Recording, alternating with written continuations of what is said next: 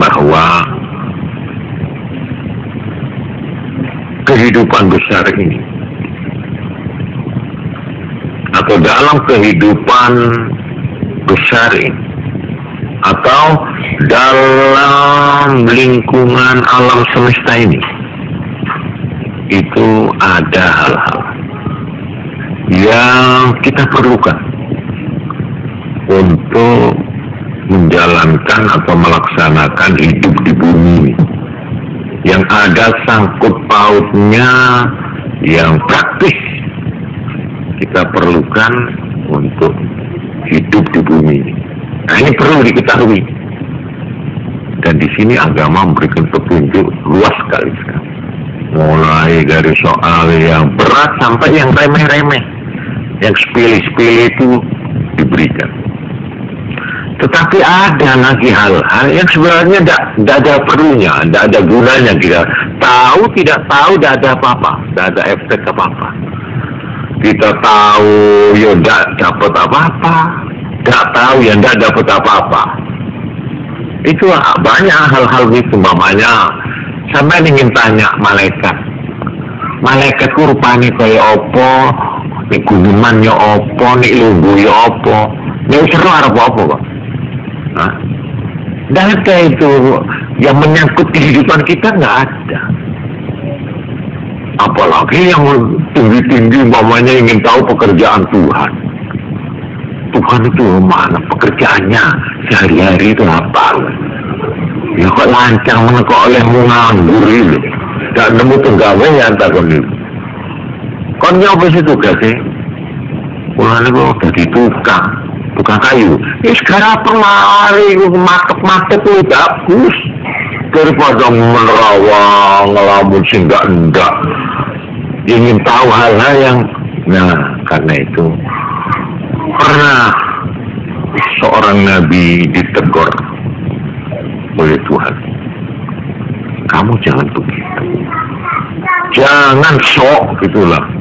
Semua ingin tahu sampai hal-hal yang kamu tidak ada sangkut pautnya. Akhirnya Nabi itu ditirukan di dalam Al-Quran. Ya apa itu? Inni a'udzu an as'alaka ma laysa apa? Lak, ya Allah, ma laysa laka ilmun, ya, ma laysa laka ilmun. Kamu jangan minta atau tanya hal-hal yang kamu tidak mengerti. Karena banyak hal-hal yang kita itu tidak mengerti hakikatnya. Seperti ini, permainan nasib namanya ya, nasib kita dan sebagainya. Nah, tentang roh namanya. Apa sih roh? Roh itu apa? Di mana? Itu bagaimana? Walhasil soal-soal roh ini sebenarnya nggak ada kepentingan praktis buat kita. Hidup di sini ini, kalau ngerti, tidak ngerti, semingguan mari wes. Apa orang sih nggih? Lah nek orang kok berat ndek nyawa nggih, ya wis. Wis urip wis. Lah nggih kalau kita takon dhisik lah, saya keberatan untuk hidup kalau belum tahu di mana tempat nyawa saya. Oh, kalau dipateni urung dadi ya. Karena kok nggak ngerti tentang nyawa lalu kamu keberatan diberi nyawa ya.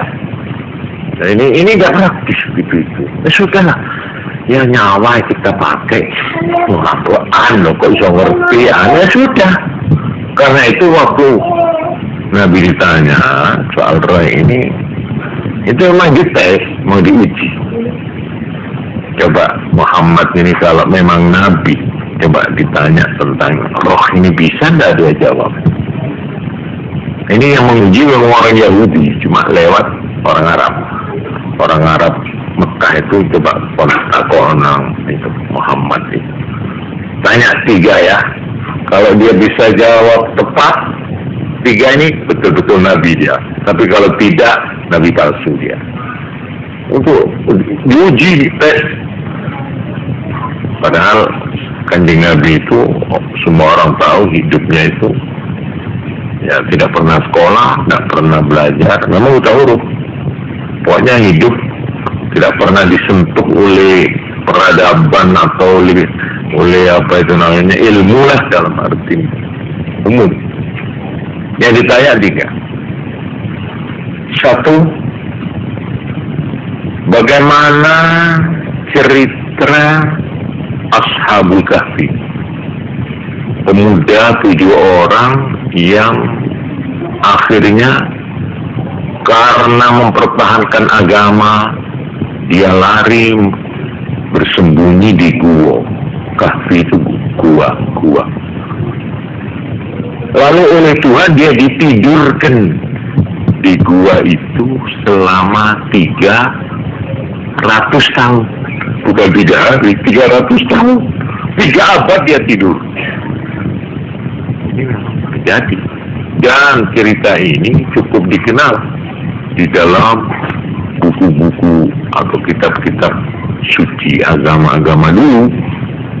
Kristen, Yahudi, kenal ini. Nah ini sampai di mana Muhammad ini bisa menjawab? Ini satu yang ditanya. Nomor 2 tentang cerita yang di semua agama ada, yaitu seorang raja yang perkasa yang bernama Dzulkarnain.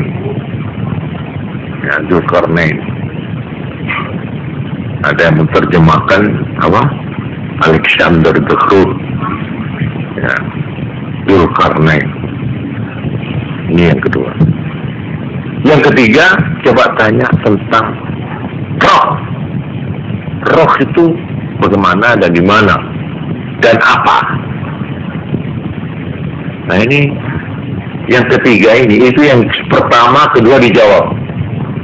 Nah itu tersebut di dalam surat Al-Kahfi, dipaparkan di sana. Padahal Nabi tidak pernah membuka atau membaca buku yang manapun.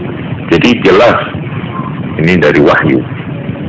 Berarti Kanjeng Nabi ini betul-betul Nabi, karena dia diberi wahyu langsung oleh Tuhan, tidak lewat guru, tidak lewat buku, tidak lewat siapa-siapa. Yang ketiga, nah ini Nabi justru dilarang menjawab. Waktu mereka tanya tentang roh, laporan ini penuh, ini serba rahasia. Yang sebenarnya manusia ini tidak tahu pun tidak apa-apa, tidak ada pengaruh apa-apa untuk kehidupannya di dunia ini. Ya. Oleh karena itu, untuk tanya hakikat roh, yang sejatinya roh itu bagaimana, dikatakan Qulir ruhu min amri rabbi. Jawab begini aja Muhammad, bahwa tentang roh ini adalah wewenang Tuhan. Ini wewenang Tuhan. Sudah. Wa ma utitum minal ilmi illa qalila. Apa yang kamu ketahui dari gejala-gejala roh, dari apa itu namanya, sifat-sifat atau pengaruh-pengaruh dan peranan-peranan yang kamu ketahui, itu baru secuil kecil saja dari yang sebenarnya roh itu apa. Tapi kamu sudah tahu sedikit-sedikit saja, seperti mamanya ini, bahwa roh itu satu kekuatan yang memberi kita hidup, memberi kita itu bernafas, yang memberi kita itu berpikir, yang memberi kita itu berperasaan, berkemauan, dan sebagainya. Ini saya kira semua orang mengakui atau merasakan. Nah, oleh karena itu saya pernah mengatakan ada sesuatu di dalam kehidupan kita ini, sesuatu yang tidak bisa kita buktikan adanya, secara positif, secara nyata, secara gamblang, kita tidak bisa membuktikan. Tetapi kita tidak bisa lari dari merasakan adanya. Itu ada. Ya seperti roh ini. Nyawa itu kita tidak bisa mengaku tidak punya nyawa, itu tidak ada orangnya. Semua orang merasa saya punya nyawa, punya roh. Tapi kalau ditanya, coba buktikan rohmu itu di mana, bentuknya apa? Tidak bisa, tidak bisa. Tapi kita tidak bisa lari dari kenyataan bahwa kita itu merasa punya roh dan nyawa.